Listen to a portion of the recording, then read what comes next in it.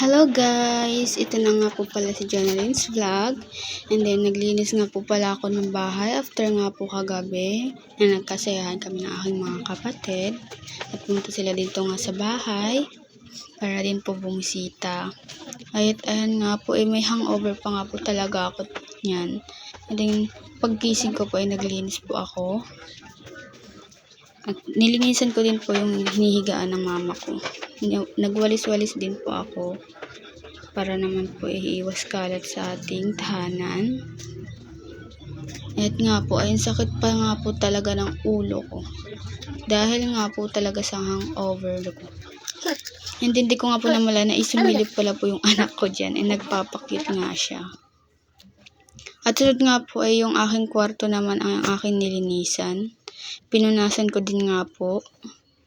Kasi masyadong madami-dami din pong mga ng paa. Then yung anak ko, makalat din po.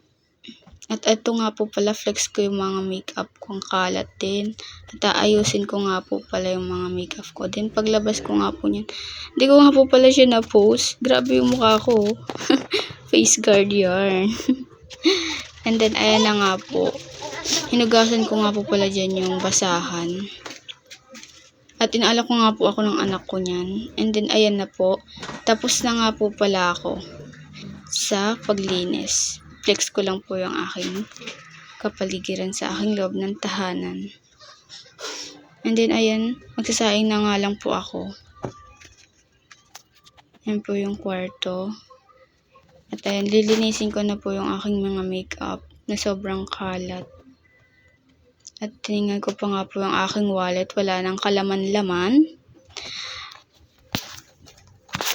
Ayusin ko lang po mga mamsi ko yung aking mga makeup. At dahil sa sobrang kalat.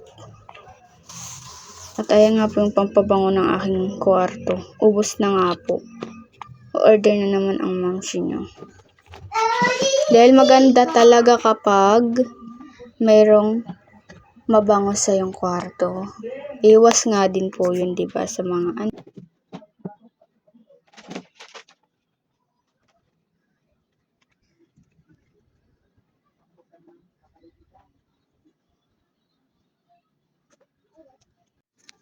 At ayan ang mga mamshi ko. Tapos na nga po pala ayusin yung mga makeup ko. Flex ko lang sila. And then yan. Bye-bye po.